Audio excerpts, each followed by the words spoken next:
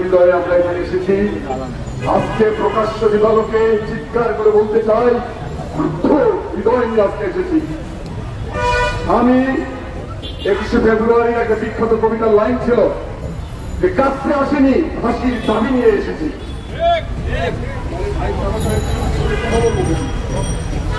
কাছে আসেনি, ফাঁসির দাবি নিয়ে এসেছি। আজকে আমরা এখানে সমবেত হয়েছি এই ফ্যাসিস্ট, এই জনগণকে হত্যাকারী, এই নিষ্ঠুর, এই পিশাচ, এই গণশত্রু, এই জাতির দুশ্মন, দেশদ্রোহী, রাষ্ট্রদ্রোহী, মানুষদ্রোহী, ধর্মদ্রোহী এই সরকারকে ফাঁসির দাবি নিয়ে গেছে। ফাঁসি চাই, ফাঁসি চাই, এই সরকারের ফাঁসি দিয়ে লটকাবে তারা সবগুলোকে। খবর আছে আমাদের কাছে বিমানবন্দর থেকে সুমনে পালাচ্ছেন। এ পর্যন্ত যা শুনি তাদের 73 জন 93 জন ইতিমধ্যে পড়ার প্রাণ। বাকিগুলো যাতে পড়াতে না পারে সেই জন্য আমার ছাত্র শিক্ষার্থী ছেলেরা এদেরকে বলবো, জনগণকে বলবো, এয়ারপোর্ট ঘেরাও করো, সোজা ঘেরাও, এয়ারপোর্টে কোন হারাম জনগণ বাংলাদেশ ছেড়ে পালাতে না পারে। এই শয়তানগুলোকে আমরা গণঅবরোধ করে বিচার করে এগুলোকে ঝুলাবো। প্রত্যেকটি হত্যাকাণ্ডের প্রতিশোধ নেওয়া হবে। প্রতি ইঞ্চি রক্তবিন্দুর আমরা প্রতিশোধ দেব। কোনো কিছু বৃথা যাবে না, বৃথা যায়নি। কেন ফাঁসির দাবি নিয়ে এসেছি? অবৈধ একটি সরকার, মিথ্যাবাদী, পৃথিবীর ইতিহাসে এইরকম নিকৃষ্ট মিথ্যাবাদী সরকার মানব জাতির ইতিহাসে আজ পর্যন্ত আর আসে নাই। এই মিথ্যাবাদী সরকারের হাতে আজকে জনজীবন লাঞ্ছিত। আমার কৃষকের মুখে হাসি নাই, আমার রিক্সাওয়ালা ভাইদের মুখে হাসি নাই, আমার জনগণের ছাত্র, আমার বুকের ধন, আমার কোমলমতি ছেলেরা নেতৃত্বে দাবি নিয়ে রাস্তায় নেমেছিল। সেই ছেলেদেরকে এই প্রধানমন্ত্রী রাজাকারের বাচ্চা বলে গালিগালাজ করেছে। আপনি রাজাকার, আপনি বাংলাদেশের শত্রু, আপনি ভারতীয় দালাল, আপনি ভারতের দাবেদার, আপনি বাংলাদেশের স্বাধীনতা বিশ্বাস করেন না। আপনি মুক্তিযুদ্ধের চেতনা বিক্রি করে, মুক্তিযুদ্ধের নাম করে নিজের গর্ব তৈরি করেছেন। বন্ধুরা আমার, এই রাজাকার আন্দোলন সরকারকে ক্ষমতায় রাখতে পারে না। কথাবার্তা পরিষ্কার।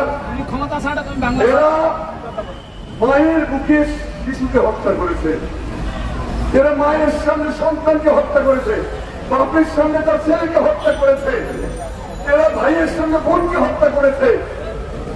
এই হত্যাকারীদেরকে কি ভাষায় নিন্দা করবো বলেন? মানব জাতির ভাষায় যতগুলো ঘৃণাত্মক শব্দ আছে সবগুলো যদি প্রয়োগ করি তুই পাপিষ্ট জানোয়ার গুলোর প্রতিশব্দ পাওয়া যাবে না। বন্ধুরা আমার, সে দাবি নিয়ে এসেছে।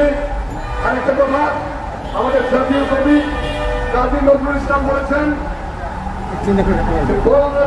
হিংস্রী দুঃশাসনের চাইরুধি, দুঃশাসনের চাইরুধি বললে বন্ধ হিংস্রী, এই কথায় দুঃশাসনের রক্ত চাই, দুঃশাসনের রক্ত চাই। এখন কেবল প্রতিশোধ চাই, প্রতিশোধ চাই ভাই। ভাতৃঘুমের পর্দা ছাড়া ঘরে ফিরবার রাস্তা নাই। আমার সন্তানদের খুনের পর্দা না নেওয়া পর্যন্ত, আমার সাংবাদিক ভাইদেরকে নির্যাতন করা হয়েছে, সেইটার পর্দা না নেওয়া পর্যন্ত বাংলাদেশের জনগণের সঙ্গে আমরা একাত্ম ঘোষণা করলাম। আজকের থেকে বাংলাদেশ ছাত্র জনতার সঙ্গে বাংলাদেশের সাংবাদিক সমাজ কণ্ঠে কণ্ঠ মিলে আওয়াজ করবে, তুমি আমার কাছ থেকে গোটাও তোমার ছায়া, তুমি আমার জনস্থলের মাদুর থেকে নামো, তুমি বাংলা ছাড়ো, বাংলা ছাড়ো। তুমি তোমার ওই কুৎসিত হাতে আমার শিশুর খুন লেগে আছে, তুমি যাকে আমার পুত্র কন্যাদের জন্য হত্যা করছো যেখানে যেভাবে তাকে পেয়েছো। এত নির্মমতা শুধুমাত্র ক্ষমতার জন্য, এত মিথ্যাচার, এত ডাকাতি, ব্যাংক লুট করে ব্যাংকগুলো ভাবা করে দেওয়া হয়েছে। কিচ্ছু নেই, টাকা সব পাচার করা শেষ। চোরদের শাস্তি দেয় না। আবু সাইদকে প্রকাশ্যের সামনে গুলি করেছে পুলিশ, পুলিশের রিপোর্ট হলো আবু সাইদকে তো পুলিশ তো গুলি করে নাই। কিভাবে মারা গেল আবু সাইদ? ওই এলাকায় মানুষ মরে ক্রিকেটারদের আঘাতে রূপকথার গপ্প মারেন। আর পুলিশ ভাইদেরকে বলবো, আমার আপনার মতো, আপনি আমাদের ভাই, আমার আপনার মতো আপনাদের জন্ম হয়েছে কোনো না কোনো মায়ের গর্ভে, কোনো না কোনো মায়ের গর্ভে আপনাদের জন্ম। করে পারলেন একটা নরখাদক একটা বিশাল সরকারের পক্ষ নিয়ে নির্বিচারে আমার ছাত্রদের হত্যা করতেন?